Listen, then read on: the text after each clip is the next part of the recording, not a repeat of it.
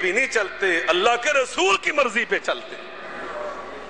آپ فرماتے لا یؤمن احدکم حتی یکون ہواہ تبعا لما جئت بہ، تم میں سے کوئی انسان اتنی دیر تک ایماندار نہیں بن سکتا جب تک اس کی دل کی خواہش ہائے ہائے اللہ کے رسول کی بات پہ قربان ہو جانے کو جی چاہتا ہے۔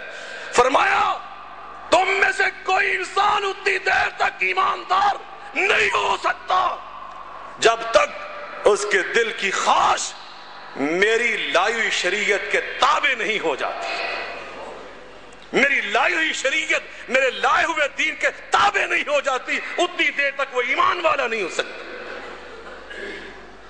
تو ہم سمجھتے ہیں ہم بڑے توحید پرست ہیں، کوئی کہتا ہے فلاں قبر پرست ہے، فلاں بت پرست ہے، فلاں فلاں پرست ہے، میں بڑا توحید پرست ہوں۔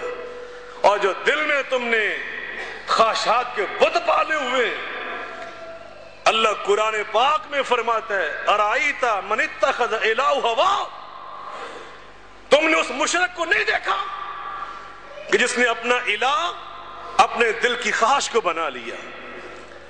تم دل کی خواہشات کی پوجا کرتے ہو اور سمجھتے ہو ہم بڑے موحد ہیں، ہم فلاں ہیں، ایماندار ہیں۔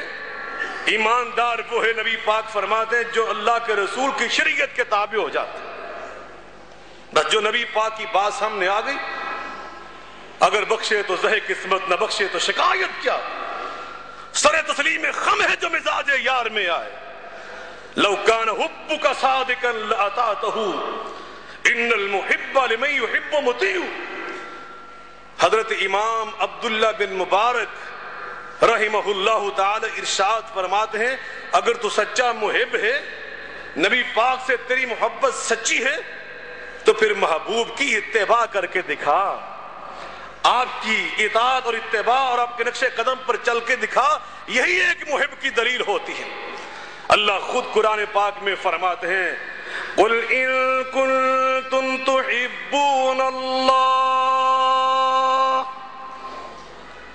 فَاتَّبِعُونِي يُحْبِبْكُمُ اللَّهُ وَيَغْفِرْ لَكُمْ ذُنُوبَكُمْ وَاللَّهُ غَفُورٌ رَحِيمٌ۔ کہہ دیجئے اگر تم اللہ کے ساتھ محبت کرنا چاہتے ہو، اور اللہ کی محبت اور رسول کی محبت یہ لازم و ملزوم ہے، یہ نہیں ہو سکتا کہ ایک بندہ اللہ سے محبت کرے اور رسول سے محبت نہ کرے، یہ ہو ہی نہیں سکتا کہ کوئی رسول سے محبت کرے اور اللہ سے محبت نہ کرے۔ اگر اللہ سے محبت کرنا چاہتے ہو تو کیا کرو؟ ذرا میرے نبی کی عظمت سننا، میرے نبی کی عظمت اس سے بڑی کیا ہوگی؟ سنیے، اللہ فرماتے ہیں اگر تم اللہ سے محبت کرنا چاہتے ہو تو فاتبعونی، تم میرے محبوب کی اتباع کر کے دکھاؤ۔ واہ سبحان اللہ، واہ سبحان اللہ، جان نچھاور کرنے کو جی چاہ رہا ہے اس قرآن کی آیت پر۔ اگر اللہ کے ساتھ تم محبت کرنا چاہتے ہو تو کیا کرو؟ فاتبعونی، اتباع مصطفیٰ کر کے دکھاؤ صلی اللہ علیہ وسلم۔ ان کی پیروی کا مطلب جہاں جہاں ان کے مقدس پیر لگے، پاؤں لگے، تم بھی وہاں پہ لگاؤ۔ جو انہوں نے کر کے دکھایا وہ تم کر کے دکھاؤ، جو انداز ان کا تھا وہ انداز تم اپنا کے دکھاؤ۔ پھر کیا ہوگا؟ یحببکم اللہ، پھر اللہ خود آگے بڑھ کر تمہارے ساتھ محبت کرے گا۔ اتباع پیغمبر کی عظمت کہ انسان محب سے اٹھ کر محبوب بنا لیا جاتا ہے۔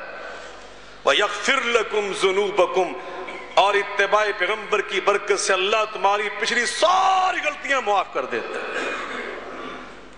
آزمائشیں، مصیبتیں، تنگیاں، دہشت گردی، تخریب کاری، فتنہ فساد، دنگا، یہ ساری بری فضا، یہ معاشرتی جرائم، یہ سب اللہ کی آزمائشیں ہیں اور ہمارے گناہوں کی وجہ سے ہیں۔ اور جب معاف ہو جاتے ہیں تو امن آ جاتا ہے، خوشحالی آ جاتی ہے، ترقی آ جاتی ہے، اخوت ایثار، ایک دوسرے کی ہمدردی اور خیر خواہی آ جاتی ہے۔ اللہ فرماتے ہیں اگر چاہتے ہو کہ تمہارے جرائم معاف ہو جائیں، تمہارے گناہ ختم ہو جائیں اور امن آ جائے، تم میرے محبوب کی اتباع کر کے دکھاؤ، میں تمہیں اپنے محبوب بنا کر تمہاری ساری غلطیاں ہی معاف کر دوں گا۔ جب غلطیاں معاف ہو جائیں گی آزمائشیں بھی ختم ہو جائیں گی۔ تو یہ نبی پاک کی محبت کا سب سے پہلا میں سمجھتا ہوں ایک نشانی، نبی پاک کی محبت کی دلیل۔ جو نبی پاک سے محبت کرتا ہے وہ آپ کے نقش قدم کو اپناتا ہے، آپ کی سنت کو اپناتا ہے، آپ کی اسوہ حسنہ کو اپناتا ہے اور زندگی کے ہر معاملے میں اپناتا ہے۔ دوسرا، قرآن مجید میں اللہ فرماتے ہیں سورہ الحجرات کے آغاز میں، یا ایھا الذین آمنوا لا تقدموا بین یدی اللہ ورسولہ، لا تقدموا بین یدی اللہ ورسولہ واتقوا اللہ ان اللہ سمیع علیم۔ اے ایماندارو، لا تقدموا بین یدی اللہ ورسولہ، اللہ سے آگے نہ بڑھو، اللہ سے اور اللہ کے رسول سے بھی آگے نہ بڑھو۔ واتقوا اللہ، اللہ سے ڈرو، اللہ کے رسول سے آگے نہ بڑھو۔ کیا معنی ہے اس کا؟ قربان چاہیے عثمان ذو النورین رضی اللہ تعالیٰ عنہ کو نبی پاک نے حدیبیہ کے موقع پر اپنا سفیر بنا کر مکہ معظمہ میں بھیجا۔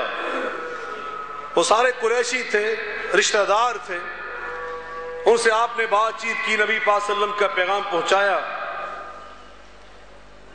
سرداروں نے کہا عثمان تم تو چونکہ آ چکے ہو مکہ کے اندر تو چلو بیت اللہ کا طواف کر لو، ہماری طرف سے تمہیں اجازت ہے۔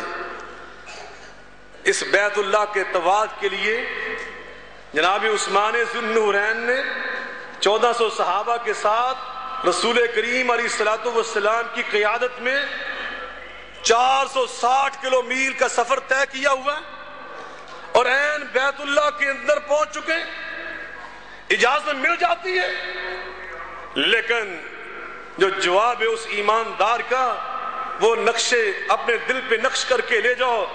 فرماتے ہیں ما کانا لابن عفان ان یطوف بالبیت قبل رسول اللہ صلی اللہ علیہ وسلم۔ عفان کے بیٹے کو اپنے باپ کا نام لیا، عفان کے بیٹے کو یہ زیب نہیں دیتا کہ وہ اپنے رسول پاک علیہ السلام سے پہلے بیت اللہ کا طواف کر لے۔ طواف کروں گا تو پہلے میرے محبوب پیغمبر کریں گے پھر میں کروں، نبی سے آگے بڑھ جاؤں، میں زندگی کی ساری نیکیاں برباد کر لوں۔ حالانکہ بیت اللہ کا طواف کرنا دین کا حصہ ہے، عمرے کا حصہ ہے، حج کا حصہ ہے، لیکن ایسا عمل انہوں نے گناہ سمجھا جو رسول اللہ سے پہلے کر لیا جائے۔ نبی پاک علیہ الصلوۃ والسلام ہر خطبہ جمعہ میں فرمایا کرتے تھے وَشَرَّ الْأُمُورِ مُحْدَثَاتُهَا،